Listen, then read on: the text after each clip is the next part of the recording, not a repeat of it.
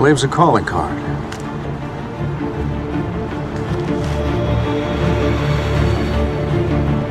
I'll look into it.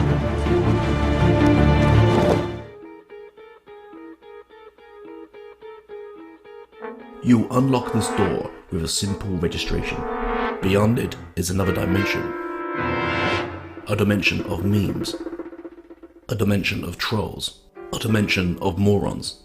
You are moving into a dimension of both factual and unfactual information, of rumours and hopes. You just crossed over into X Fanboy Zone. Looks like I'm back for another... Sorry. It looks like I'm back for another video. Yes, another video on the PlayStation fanbase, which are the most toxic, idiotic fanbase in the universe. They're just like trying to reach sort of, I don't know, some sort of omnipotence sort of level godship state of stupidity, of toxicity. Across this social media, really. I guess because they're sort of ignored in general life, that they feel they need to haunt social media with their ramblings, and so they do so on Twitter, unfortunately, or most probably other places as well, which I thankfully don't venture in too much, like Pornhub, which I know they spend a lot of their time in. Yes, here we are again for another video. So who am I investigating today? Is this guy, E.G.G, that's all over Twitter with his toxicity and just nonsense. Generally lying. He likes to lie for attention, which is a really weird trait to have. I'm sure his wife must adore him. You know, yeah, everyone loves a liar, don't they? Yeah. Why wouldn't you lie for a living? Yes, this idiot, E.G.G, which used to be a really toxic Xbox fanboy, actually wasn't too bad when he was on the Xbox side, but since going over to the PlayStation side, and this seems to be sort of the inevitable thing to do on the PlayStation side, is that he goes toxic for clicks, because that just seems to be their thing. That's their angle. They rather than just sort of post facts or just be truthful to themselves, they like to lie for attention. Which the Xbox gamers, you get those ones, some that do and some that make up shit and talk shit on the Xbox, but it doesn't seem to be by far to the degree or as many than the PlayStation side that just seem to be in like a standard thing on PlayStation. If you're a PlayStation fan, by default you must lie and talk shit on the daily basis. So we got this guy, E.G.G. So as I said, he used to be a pro Xbox, and then he switched because Xbox unfortunately wouldn't send him free games and just didn't like his content too much because it was really dull and boring. Yes, that's basically the gist of things. So he switched to PlayStation and then went on a hate campaign for PlayStation. For Xbox, and now he caps for PlayStation. So now you possibly, or you may not care, be wondering why I'm after this guy, why I've made a video on him, why he's on the radar. Well, simply put, he recently posted on Twitter about there was a developer that was lost her job. She works for Activision. She lost her job, and she's I think she's got some sort of disability or something. Anyway, he thought he'd make a big thing out of this, and not really attacking her in any way, but trying to sort of throw the blame and sort of making a console war thing out of her sort of unfortunate thing that's happened to her. She's lost her job and things like that. You should really make a big joke about that. But he thought he'd make a console war out of it. And he posts that on Twitter, just trying to, as he does, be a bit deceiving and deceitful about the whole thing and disingenuous. However, she did reply back to him when he did do this. However, he hid the comment, as you can see below his comment. See the hidden comment there? That's her reply. He hid her replies. So he was sort of quoting her and saying stuff about her, but actually hiding her comments, because he was very disingenuous and just making shit up, basically, in general. Now, I've actually got what she replied to here, and I will kindly read it out what she said in return to E.G.G, which she was hiding, trying to hide the comments away from everybody else. Not entirely why I'm the poster child for Xbox bad. I love Xbox and I love Activision still. I'm mostly frustrated, and then she goes on to say why she's frustrated about losing her job and stuff like anyone would be, and then she goes on to make another comment. I like that you're using my tweets out for your sort of literal what did you say, out of fear for my literal life as getting a new job, and yeah, and being toxic. Basically, he hid my replies. She even mentioned it, and he's just been generally toxic. So yeah, she replied back to him, sort of asking why he's using her comments in console wars, and sort of just been an arsehole. And he hid her comments. What a weird, disingenuous thing to do. What a fraud. What an arse. And this is sadly not the only thing he's done. And what he's been caught out on. So, as I mentioned before, he was a big Xbox fan, and he used to make videos, promoting Xbox and saying what he liked about Xbox, yada, yada, yada. He did make a video about renting games, and why you should rent games and why it's good. And, he's complete opposite now. Now he's a PlayStation fan. He's dead against it. It's bad for the industry. It's bad for gamers. You should never rent games. But previously, he said, and made a video why you should rent games. Complete flip.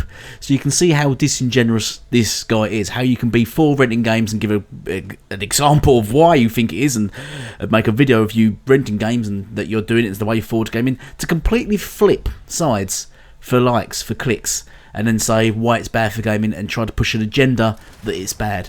So yeah, he recently, now he makes videos on why renting's bad, but he recently made videos, as shown here, that renting's good. In fact, YouTuber Oh No It's Alex tried to expose him live on one of his streams. Ladies and gentlemen, we're doing some exposing today. This is, in fact, The Wed Dwagon. The Wed Dwagon, PlayStation fanboy, literally made a video called Why You Should Rent Video Games. Now, he's against renting video games. I wonder what happened. I wonder what happened. In his Jeep. Yep. He did. He made a video why you should rent video games. Why you should, not shouldn't. Why you should rent video games. He talked about going to Redbox. He talked about getting games there. He talked about saving money. He did all this stuff, right? So, Gaz found the video. He found the video. Let's take a look. Expose, expose, expose, expose, expose, expose, expose, expose, expose. Yes, Red Dragon made the video private. Didn't want anyone to view the video anymore because he was caught out, wasn't he? He was caught. His whole narrative has switched. He's been exposed as the fraud that he is. So, and I went and had a look myself. Thought, wow, he really did this? So I had a quick look, and yes, he's locked out his video so nobody can view it. There's only one problem here, and that is he didn't anticipate me, Batman. No, seriously. Look, I've already got the video. I had anticipated him doing this, and I'd already recorded the video. So here it is, in its full glory, Red Dragon capping for renting games. Hey gamers, the Red Dragon here, and talking about renting the video games. So, as far as going to a local movie store like a Blockbuster or whatever, I haven't rented a video game from places like that in years. Like, I'm talking Sega, Genesis, Nintendo. The price to me was just way too high for just a couple of nights rental. And so I never did go and do that. I also tried GameFly at one point, but maybe it's where I live. I live, in Tennessee. I don't know how far the distribution centers are or not, but it would take like so long in order to get a game in, like that the monthly subscription rate wasn't worth it. Another thing that I didn't like about GameFly was, me and my wife play. We've got 2 Xboxes, and a lot of games, if we're wanting to try them out, we would want to play together online, whether it be a co-op game or whatever. And GameFly would not, at least at the time that I tried it, would not let me get 2 copies of the same game. So I didn't like that. And so everybody was talking about Redbox. And of course Redbox has been doing movies for a little bit. And they must be everywhere, because where I live is a very small town. There's not a lot of places around here, but we've got like 3 Redbox rental units within the span of like literally 1 mile of each other. So each box, you know, has a few different selections or, you know, multiple copies of a movie and game. Because if you didn't know, Redbox is now renting games, and let me say, Redbox isn't endorsing me. I haven't contacted them. I wanted to tell you about this because they saved me 120 bucks. So I went out the other day, and you know, I'm just wanting a new game. There's nothing out there that's just keeping my interest right now, and but we're so close to the fall season. I hate to just blow money, but anyway, so I went and I got Dead Island, and I also got Driver. And I almost went out and purchased both of these games, but instead I decided to try Redbox. This was my very first time trying the Redbox game rental. It's like $2 a night, and it was well worth it for me because that gave me enough time and opportunity to try out the games. I'm not saying they were bad games. Dead Island, I watched my wife play it. I actually didn't play it. I just watched her because I could get a good idea of what's going on. And it just seemed like it would get real repetitive, and I don't like stuff like that. And so, I mean, it was a good game. She actually enjoyed it. She got a few achievement points out of the whole deal. Driver, I got on and played a little bit of multiplayer because I really enjoyed the demo of Driver. But in the end, I realized that it's not something that I could sit down and spend a whole lot of time in.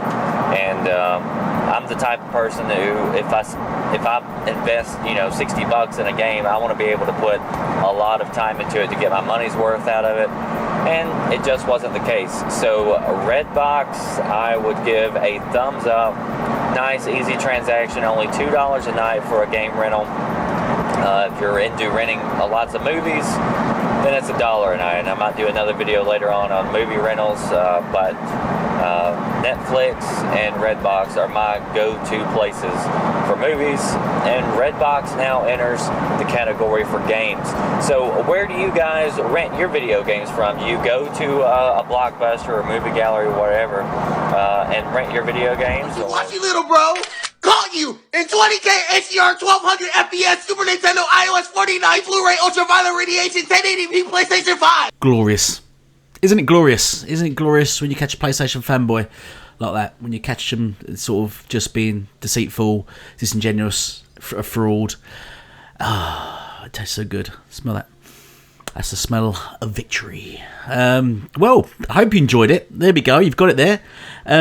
Please sub and share out the video. Please share out the video and drop a like and a sub if you can. I really appreciate the support, and look out for the next video because Amazing Lucas, I'm coming for you next. Thank you and goodbye. I never said thank you.